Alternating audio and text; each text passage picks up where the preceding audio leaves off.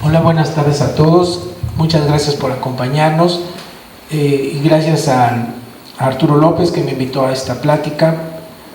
Yo les voy a hablar sobre la estampa como herramienta de la lucha social.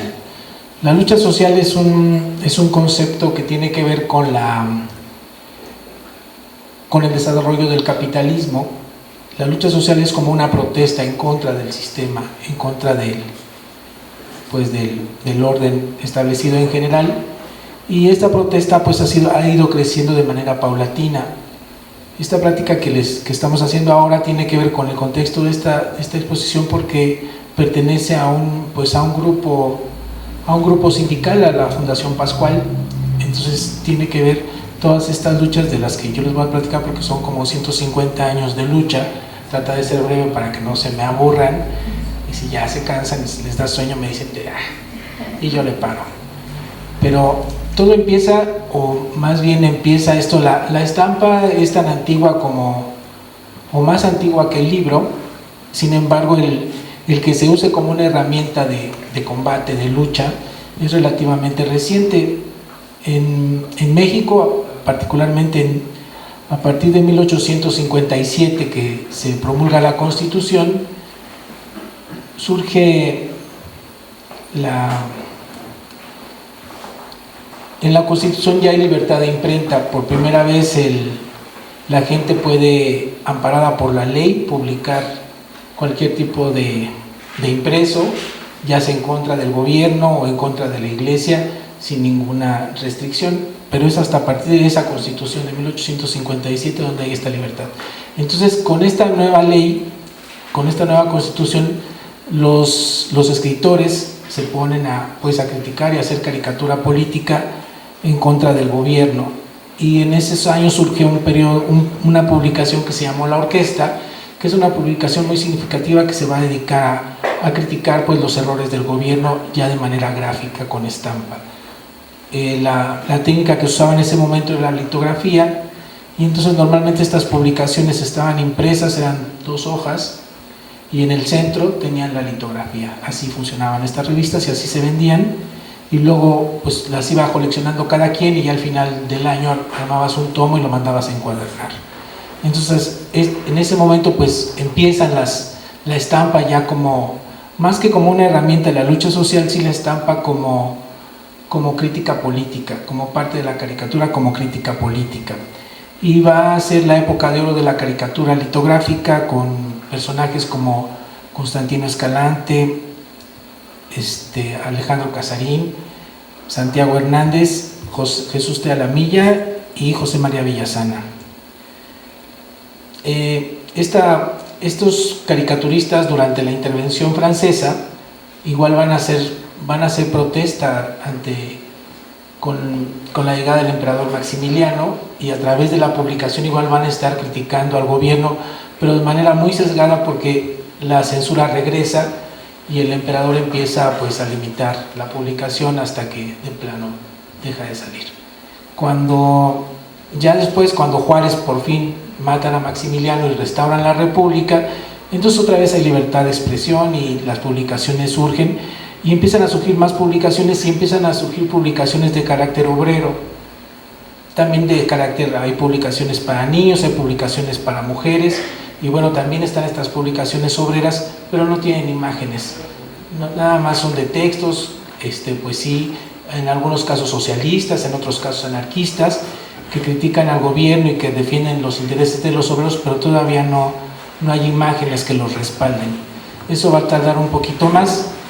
y luego ya empieza la dictadura a partir de 1876, la dictadura de Porfirio Díaz. Y Porfirio Díaz, lo que va a hacer, conforme él se va reeligiendo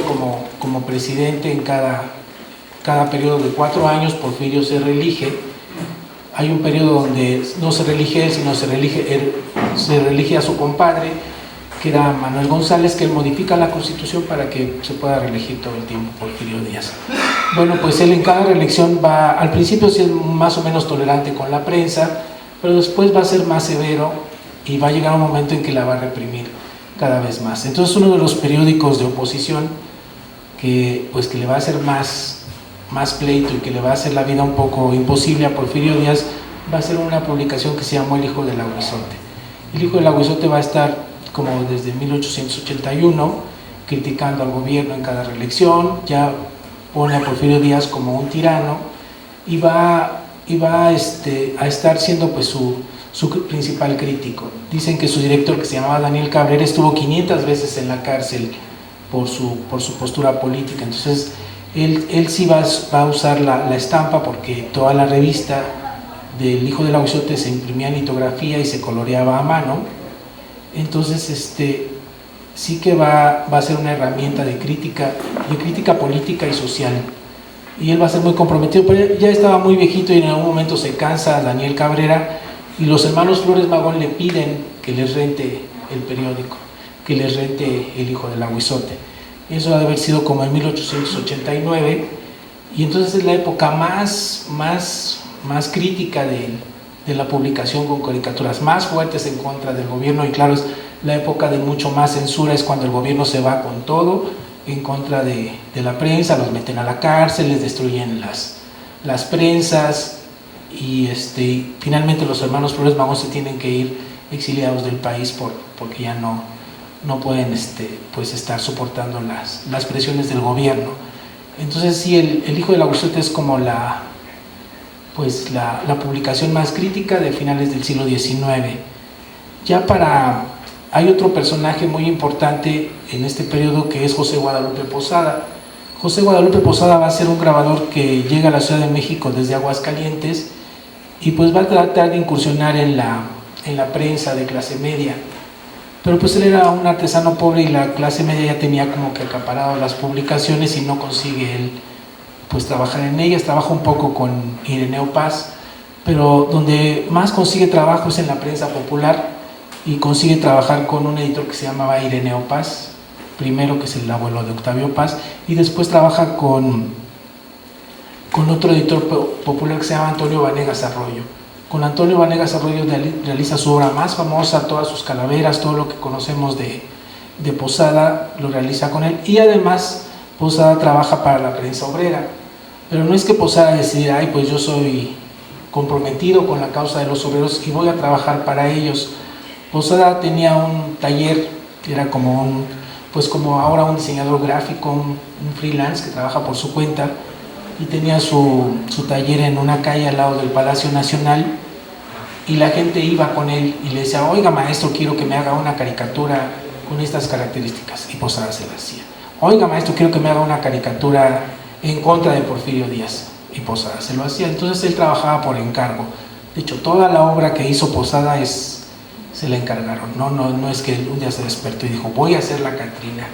No, a él se le encargaron. Toda su obra es un encargo. Y entonces la prensa obrera, como no podía pagar ilustraciones de artistas más reconocidos o de ilustradores más famosos, le empiezan a encargar a Posada, porque Posada cobraba poco. Y entonces por eso la prensa obrera empieza a tener imágenes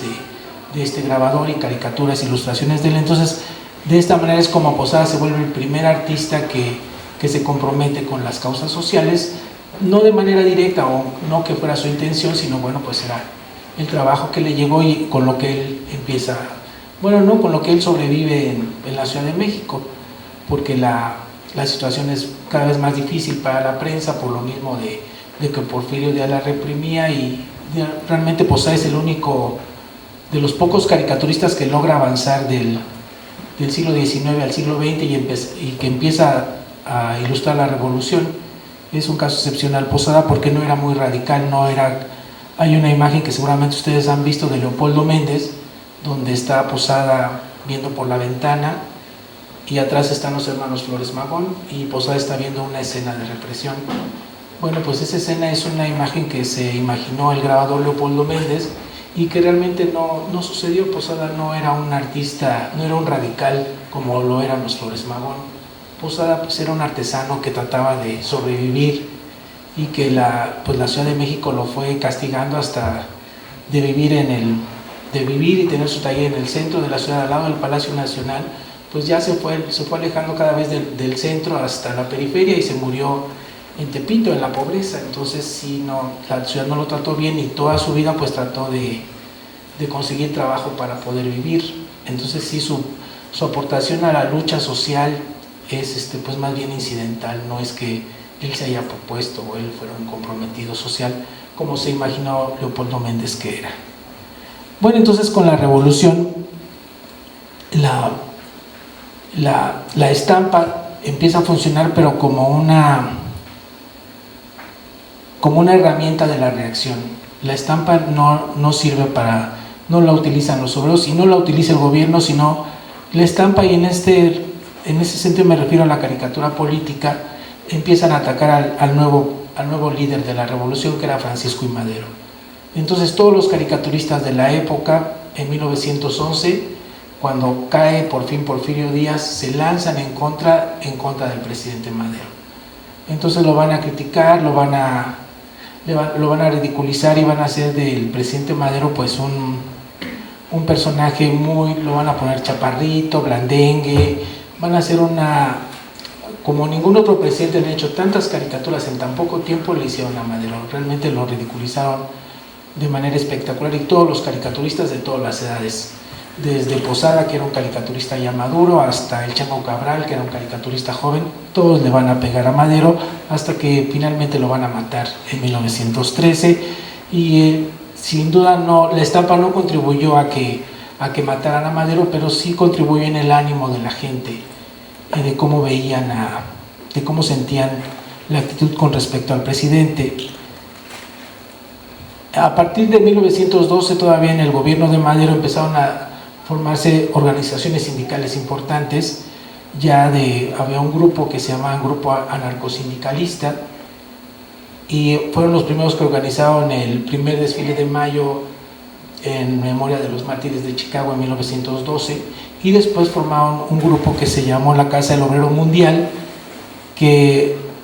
participó en la Revolución Mexicana con unos grupos militares que se llamaban los Batallones Rojos. El discurso del gobierno pues es un discurso demagógico y no hay un beneficio real para la gente que luchó en la revolución. Entonces, bueno, en el 19 se funda por primera vez el Partido Comunista, y para 1924, ya desde un poco antes, varios pintores empiezan a trabajar en los murales en la Secretaría de Educación Pública. Vasconcelos les encarga,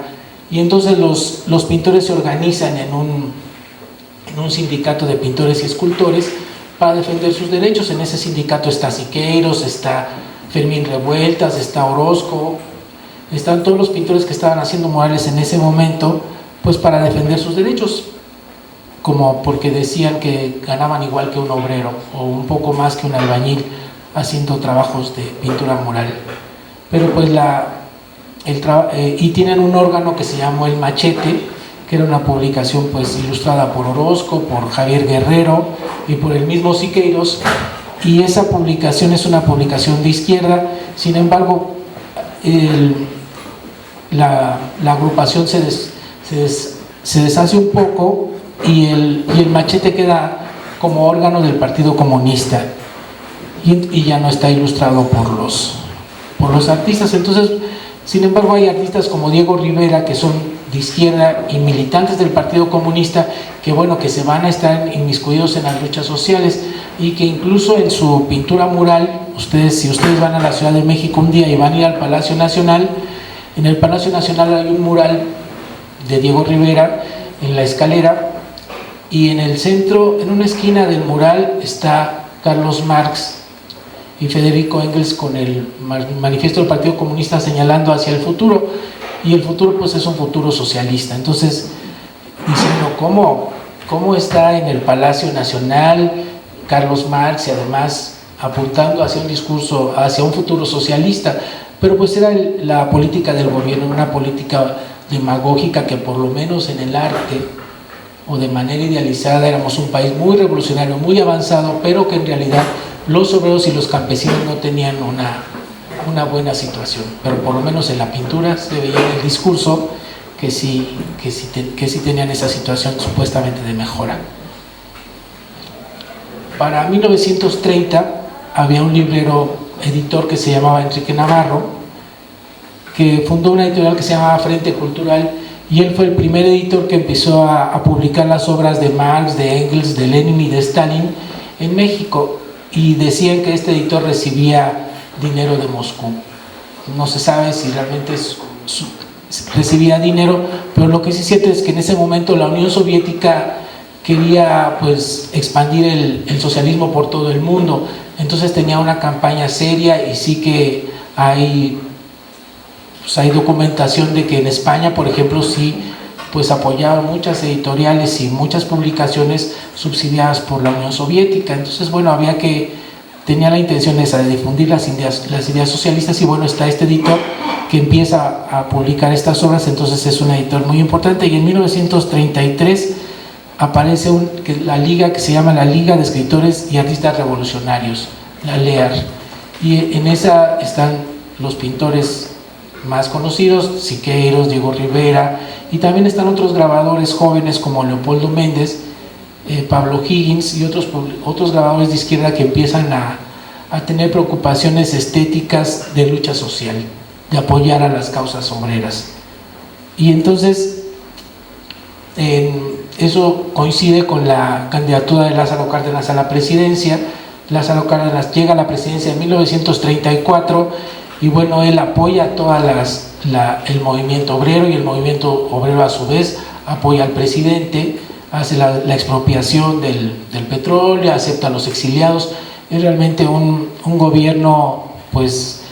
más o menos de izquierda. De hecho, modifica Lázaro Cárdenas la Constitución y modifica el artículo 3º, donde establece que la educación, además de ser obligatoria, gratuita, laica, debería de ser socialista. Entonces, durante 6 años los libros de texto de escuela primaria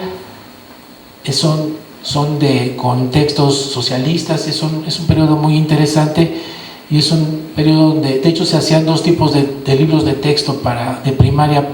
para las escuelas del campo y para las escuelas urbanas. Entonces son muy interesantes porque sí en ese momento sí ponen en alto tanto a los trabajadores del campo como a los trabajadores de la ciudad. Entonces sí es una efervescencia de ahora sí la estampa y todos los impresos en favor de las luchas sociales. Y en este contexto surge el Taller de Gráfica Popular, y lo fundan efectivamente 3 militantes del Partido Comunista: Leopoldo Méndez, Pablo Higgins y Luis Arenal, y ellos son los que deciden pues hacer un arte comprometido con las luchas sociales. Yo creo en ese momento del gobierno de Lázaro Cárdenas donde surge esta necesidad de un compromiso real de los artistas para apoyar las luchas obreras. Y bueno, ya para 1940 termina el gobierno de Lázaro Cárdenas, llega el gobierno de Ávila Camacho. En ese momento había otro candidato de oposición que era Andreu Almazán, que era un candidato de la ultraderecha, que dicen que ganó las elecciones en ese momento y que desde entonces empezaron los fraudes electorales. Y lo cierto es que el Taller de Gráfica Popular y la izquierda pues apoyó al PRI, en ese momento apoyó a Ávila Camacho para que fuera presidente. Y después estaba en ese momento la Segunda Guerra Mundial, y bueno, la postura de los grabadores era pues contra del fascismo, en contra de la guerra, en contra pues sí, sobre todo del fascismo, porque aquí había varios grupos de exiliados, tanto exiliados españoles, que eran republicanos, que eran de izquierda, también había exiliados alemanes y exiliados judíos. Entonces todo este grupo de personas pues daba mucha actividad a la protesta en contra del fascismo y en contra de los nazis en la Segunda Guerra. Ya cuando termina la Segunda Guerra, en 1946, pues las cosas empiezan a calmar un poco, pero luego empieza la Guerra Fría, que es la lucha entre los soviéticos y los norteamericanos. Entonces eso enturbia un poco el ambiente, y los del Taller de Gráfica Popular en ese momento ya se empiezan a diluir, y ya el apoyo directo que daban a los movimientos obreros, porque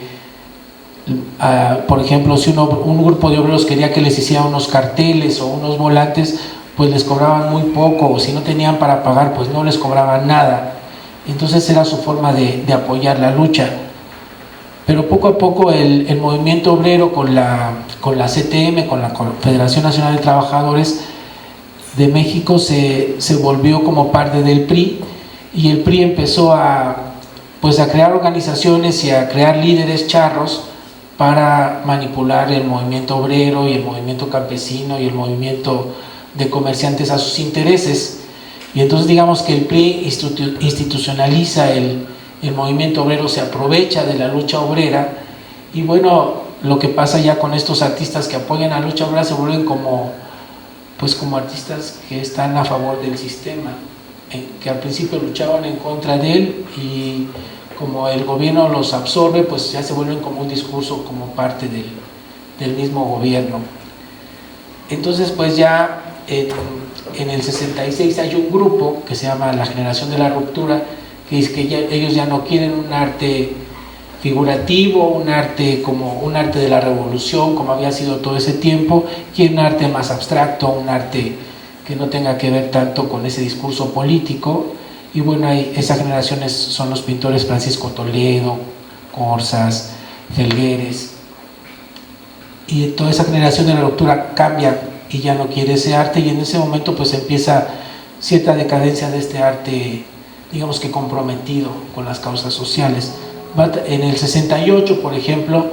el taller de gráfica popular no participa, no hacen carteles, no hacen volantes para los estudiantes, y ese es realmente un momento penoso en la historia, porque no se comprometen con la causa social de ese momento, que era el movimiento estudiantil. Y todos los testimonios que hay de gráfica, porque claro que los estudiantes hicieron gráfica, todos son anónimos, y hay una gráfica muy interesante del movimiento estudiantil, pero toda es anónima, ningún artista conocido participó, muy pocos. Y bueno, ahí está ese testimonio que se quedó ahí, entonces yo creo que sí es importante. Y luego ya, poco después, para que la izquierda fuera tomando fuerza, en los 70 se formaron varios partidos políticos ya de izquierda, como fue el Partido Mexicano de los Trabajadores, el Partido Revolucionario de los Trabajadores, el Partido Socialista de los Trabajadores, y finalmente en el 78 el Partido Comunista Mexicano, el PCM, recibió el registro y ya pudo participar en las elecciones de manera oficial. Entonces en esos momentos pues la izquierda empezó a tener algo de fuerza y empezó a utilizar igual la propaganda, los carteles y los volantes como herramienta de lucha, pero ya no eran los grabadores los que lo hacían, sino pues ya eran más bien diseñadores gráficos que hacían los carteles. Y en ese contexto en los 80 surgió este grupo de la Fundación Pascual, bueno, que era como el sindicato de los refrescos Pascual, y empezó a tener mucho apoyo de parte de la sociedad y muchas donaciones de grupos, de pintores. Lo que quedaba el taller de gráfica popular hizo donaciones, y bueno, es el resultado de esta estupenda colección que pueden visitar ustedes, que vale muchísimo la pena verla. Y luego a partir desde el 81 se fundó el Partido Socialista Unificado de México, ya para el 89 el PRD, después el ZLN en el 94 y finalmente Morena. Entonces más o menos todo es la trayectoria de la izquierda que ha tenido en México, y de cómo está esto muy vinculado con la lucha social. Y sobre todo creo que es muy importante ver que los grabadores jóvenes deben de participar, desde mi punto de vista, en la lucha social, porque si no queda un testimonio impreso que alguien pueda conservar, pues se va a perder parte de esa historia. Si quedó el testimonio de la gráfica del 68, fue pues gracias a eso, a que los estudiantes hicieron carteles, volantes y demás impresos, y algunas personas los conservaron, y bueno, eso es un testimonio que queda ahí. Ahora que fue la protesta del movimiento feminista, igual si las mujeres hicieron volantes, hicieron cosas, hicieron grabados, pues son testimonios que quedan. Claro que durante mucho tiempo pues los medios impresos como un cartel, un volante, era la forma de informar a la población. Ahora pues con las nuevas tecnologías es mucho más eficaz mandar un Twitter o informarse en Facebook o a través de un WhatsApp. Sin embargo, lo que podemos alegar en favor de la gráfica es que va a ser un testimonio, una expresión artística que se va a quedar ahí y que vale la pena realizarla. Entonces no pierdan la esperanza. Yo creo que a pesar de los tiempos, yo creo que el grabado sigue siendo una herramienta muy buena para dejar este testimonio de la lucha de la lucha cotidiana. Y ahora que la lucha de las mujeres, a mí, yo pasé por las manifestaciones y pues eran muchos testimonios de gráfica, de dibujo. Está padre, y es un arte, digamos que efímero, que si no se hacen los testimonios y si no alguien tiene la prudencia de guardarlos, pues se va a perder esa parte de la historia que es muy significativa. Bueno, ahora les voy a hablar de lo que yo considero que es el movimiento, pues el grupo o la asociación más importante para la promoción del compromiso social, que es el Taller de Gráfica Popular. Esta imagen que tienen ustedes aquí es un grabado que hizo Leopoldo Méndez, y la quiero poner así como imagen introductoria porque representa lo que estos artistas consideraban que era su aportación a las artes gráficas, su compromiso con la sociedad, y que era eso, que trabajar para los obreros, para que repartieran volantes y hacer carteles para que el pueblo se informara. Ellos tenían un compromiso de hacer un arte para el pueblo. Sentían un poco que la pintura mural que había hecho Diego Rivera, Orozco y Siqueiros, principalmente, más otros artistas, sí que tenía una función como de educar al pueblo, o de llevar el arte al pueblo, y que no fuera un arte nada más como la pintura de Caballete que unos cuantos pudieran apreciar. Sin embargo, pues el arte se quedó en los edificios y la gente y el pueblo no los pudo ver de manera cotidiana. Entonces, ellos creen que a través de la estampa, de los carteles y de las hojas volantes, pues el pueblo se va a enterar de su situación o de alguna lucha en lo que se deben de comprometer, y que es como una herramienta útil para, pues, como de combate. Este es el Taller de Gráfica Popular, y bueno, se fundó, como ya les comentaba, en 1937. Y bueno, los principios del Taller de Gráfica Popular eran, los fines que tenían era este taller se funda con el fin de estimular la producción gráfica en beneficio de los intereses del pueblo de México, y para este objeto se propone reunir al mayor número de artistas alrededor de un trabajo de superación constante, principalmente a través del método de producción colectiva. Toda producción de los miembros del taller será individual o colectiva, podrá realizarse tanto no tienda de alguna manera en favor de la reacción o en favor del fascismo. La forma de trabajar del taller era, yo creo que de lo más importante que hicieron, porque era una creación colectiva. Ellos querían ser independientes, era un grupo al principio como de 9 grabadores, todos tenían que dar una cuota semanal, podían hacer gráfica para los movimientos obreros principalmente, pero también podrían trabajar en el taller su obra particular, y entonces la podían imprimir ahí, podían aprovecharse de las prensas, tenían una prensa litográfica al principio, y además cada semana, cada jueves se reunían todos y comentaban la obra. Entonces es, digamos que un ejemplo de trabajo colectivo muy, muy excepcional, que no se ha repetido y que sirvió de modelo para que se realizara en otros países. Este es un volantito que salió después, pero habla de precisamente cuál es la función de su lado derecho. Se ven la lista de los artistas que en ese momento estaban, y tiene una frase de ahí que una imagen puede decir más que 100 palabras, ¿no? Que es algo que se usa mucho. Y bueno, entre las cosas que hacía el taller eran precisamente carteles, telones, hojas volantes, retratos, pintura mural y folletos y revistas. Y entonces eran, pues, un grupo muy, muy comprometido, pero que sin embargo, a pesar de que ellos querían ser autosuficientes y no depender del gobierno, pues de alguna manera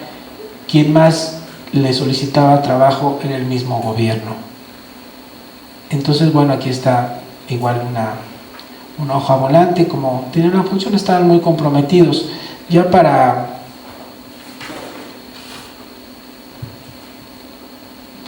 1940, como les decía, apoyan la candidatura del presidente Ávila Camacho, entonces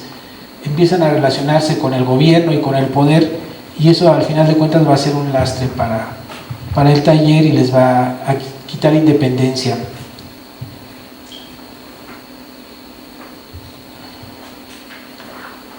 En 1946, el gobierno del presidente en ese momento iba a ser candidato a la presidencia Miguel Alemán, y entonces el taller de gráfica popular, bueno, el candidato a la presidencia era del PRI, del gobierno, y decidieron los del taller de gráfica popular hacerle campaña al presidente. Entonces pues ahí perdieron un poco de independencia y de hecho cobraban, creo que llegaron a un acuerdo de pagarles al taller 600 pesos mensuales por apoyar durante 2 años la candidatura de Miguel Alemán. Y cuando ya Miguel Alemán fue presidente, ya cuando el taller iba a cumplir 12 años de fundación, les donó 6,500 pesos para hacer este libro, que es el libro conmemorativo de los 12 años del taller. Entonces sí, pues rápidamente el taller de gráfica popular, a pesar de que ellos, su compromiso quería ser independiente y autosuficiente, pues no les alcanzaban los recursos y pues no había mejor apoyo que del gobierno, que les podía dar más dinero. Aquí fueron ya festejando sus 20 años, ya habían hecho un trabajo muy importante y ya recibían críticas de parte de otros pintores como de Siqueiros, por ejemplo, que les decía que ya se tenían que modernizar, que no ser tan dogmáticos, pero pues con su expresión de arte figurativo, un poco a la manera estalinista, pues no les dejaba avanzar, y lo que al principio fue una propuesta crítica, al final se volvió pues parte del sistema. Y así como fueron pasando los años de los aniversarios, yo creo que poco a poco los miembros más importantes del taller de gráfica popular, como José Chávez Morado, como Luis Arenal, como Isidoro Ocampo, se fueron saliendo del taller, y entonces el taller se empezó a quedar con artistas más jóvenes que tenían menos compromiso social, y ya para 1960 se salió Leopoldo Méndez del taller de gráfica popular, y entonces yo creo que para mí en ese momento marca el fin del taller de gráfica popular, como con ese compromiso o con esa idea social que tenía. Sin embargo, el taller siguió. A partir de 1968, Jesús Álvarez Amaya fue el director hasta que se murió en el 2010, y bueno, todavía en los 70s el taller de gráfica popular recibió, el gobierno de Luis Echeverría les regaló una casa, donde creo que todavía ahí sigue el taller, pero pues a través de esos catálogos de sus aniversarios se ve cómo fue decayendo y decayendo hasta que en el 2010 hicieron en el 2007 para su 60 aniversario hicieron este calendario nada más. Entonces ya para el 2017, bueno, ya con sus 80 años se puede hacer bien una revisión de lo que era la obra del taller de gráfica popular, y hay una especialista, Helga Prinz, que es especialista en el taller, que ha escrito 2 libros muy buenos sobre el taller de gráfica popular, donde se entiende muy bien cuál y cómo fue en cada momento la lucha social de este taller, y bueno, y en algún momento yo creo que parte de importantes donó el taller de gráfica popular, donó varios grabados de los que están aquí a la Fundación Pascual. Entonces bueno, pues no hizo tan mala labor, pero sí lo que se dedicó durante muchos años es a vivir de sus glorias anteriores. Y bueno, aquí les traigo un ejemplo de lo que hizo de este álbum que sacó el taller de gráfica popular, que es sobre estampas de la revolución. Aquí en una de las salas se puede ver esta obra completa, que es una carpeta donde vienen 85 grabados de la historia de la Revolución Mexicana. Los artistas del taller gráfico popular comprendieron muy bien la importancia de la estampa y su función histórica. Entonces en algunos momentos logran grandes síntesis de la historia de México, y yo les voy a enseñar unas 15 estampas, y esas 15 estampas nos dan un panorama muy preciso de lo que fue la Revolución Mexicana. Este primer grabado se llama Si por tierra en un tren militar, que hace alusión a la canción de la Adelita, y es de Ignacio Aguirre.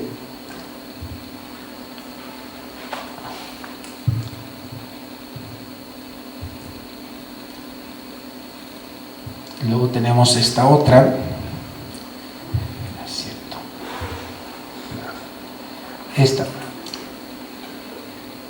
esta se llama Mátalos en caliente,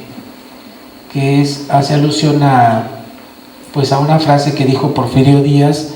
el 25 de julio de 1879 con respecto a unos prisioneros, que había que hacer con ellos, y pues era eso, matarlos en caliente. Entonces esa frase se quedó durante toda la dictadura de Porfirio Díaz, y siempre lo va a poner como eso, como un dictador desalmado y cruel. Durante la dictadura, se reprimían a los campesinos y se llevaban algo así que era acordadas, algo así como que los rurales se los llevaban presos, y luego así como en la gleba los llevaban al ejército o los llevaban a la cárcel. Entonces este es un ejemplo, y este es un grabado de Jesús Escobedo. En algún momento el taller de gráfica popular usó como principal herramienta el grabado en linóleo, porque era la mejor forma de reproducción, sobre todo la más barata y la menos complicada. De manera inicial habían tenido una litografía, una prensa litográfica, pero hicieron tantas litografías que era muy vieja y se tronó la máquina, y entonces ya se limitaron prácticamente a hacer grabado en linóleo. Entonces toda esta carpeta son grabados en linóleo, pero eso no quita que sean ejemplos de muy buena calidad. Esto, como les decía, es una escena de los Flores Magón, que formaron el Partido Liberal Mexicano, y como en la parte de abajo están los Flores Magón, está Ricardo Flores Magón alentando a los obreros, agitando aquí las masas, y en la parte de arriba están ya los Flores Magón apresados para llevárselos a la cárcel. Este es un grabado de Leopoldo, no de Alberto Beltrán. Luego tenemos este otro, que es muy bueno. Hubo dos huelgas muy importantes en el Porfiriato. Una huelga era la de los mineros de Cananea, y otra de los textiles de la fábrica de Río Blanco. Y aquí se ve este grabado de Pablo Higgins, y cómo se ve la lucha de los obreros sobre todo en la huelga de Cananea, que pedían igualdad de salario con respecto a los norteamericanos. Tenemos de la huelga en Río Blanco, igual de la lucha, de la quema de la tienda de Raya, igual de la represión. Y este grabado es de Fernando Castro Pacheco. Después tenemos el inicio de la Revolución Mexicana, que es la lucha de los hermanos Cerdán en Puebla, que los descubren antes de... Madero había convocado la revolución para el 18 de noviembre, para el 20 de noviembre, y ellos los descubren antes, el día 18, y entonces los atacan, y es donde mueren los hermanos Cerdán, y se vuelven los primeros mártires de la Revolución Mexicana. El taller de la gráfica popular empieza a exaltar figuras muy importantes que ya después se van a volver como símbolos de la historia de México y de la Revolución, como es el caso de Emiliano Zapata y la fase de atrás de Tierra y Libertad, que originalmente era de los Flores Magón, pero que después se la atribuyeron a los zapatistas. Aquí está el gobierno, el presidente León de la Barra, que era precisamente como les decía el presidente Blanco, y están ahí los revolucionarios encima y él se tapa con un paraguas. Ese grabado era de Leopoldo Méndez. Luego tenemos este otro, también de Leopoldo Méndez, donde está el embajador de Estados Unidos en ese momento en México, Lane Wilson, que él arregla el conflicto de la revolución imponiendo en el juego de ajedrez al usurpador Victoriano Huerta, y por un lado tirando a las otras dos piezas que representan a Madero y a los otros revolucionarios. Dicen por ahí que si en Estados Unidos no ha habido golpe de Estado es porque en Estados Unidos no tienen una embajada de Estados Unidos. En donde hay embajadas de Estados Unidos siempre hay golpes de Estado. Si ustedes son grabadores o jóvenes artistas, pues creo que o todos deberíamos tener un compromiso con las luchas sociales, y que no es algo que se ha perdido, que es una desgracia que en algún momento pues grabadores tan importantes como ellos, que en algún momento de jóvenes estuvieron muy comprometidos con la lucha social, después se cambiaron de bando y se volvieron parte del gobierno. Yo creo que es importante que uno mantenga el espíritu crítico y que uno se compromete y que no se repita esta historia de los grabadores que pues empiezan siendo críticos y después terminan siendo parte del sistema. Yo creo que es un testimonio que la gráfica queda y que vale la pena. No se desanimen de que es un trabajo que no vale la pena. Yo creo que tiene una función muy importante el arte como herramienta de la lucha social, y no se debe de perder. Yo digo que no se debe perder porque todos tenemos yo no soy artista ni soy grabador, de hecho yo más bien soy coleccionista. Tal vez por eso les insisto que hagan cosas precisamente para que quede el testimonio y haya personas como yo que nos gusta coleccionar impresos, y pues reunamos ese testimonio de esta historia que está pasando, y que ustedes son partícipes. Entonces yo creo que si no se deben desanimar, y al contrario usar su talento, su capacidad, y aprovechar de esta reproducción múltiple de que es la gráfica para dejar un testimonio tanto del momento histórico que le está tocando vivir, como del estilo de una época, del arte, de lo que se hacía en este momento, y de una postura ideológica en contra del sistema o a favor del sistema si están ustedes, pero lo importante es que se comprometan y que dejen un testimonio. Yo creo que yo creo que desde mi punto de vista la enseñanza que nos dejan estos artistas es que pues hay que dejar nuestro testimonio y nuestra aportación de nuestra época y de lo que estamos viviendo. Muchas gracias.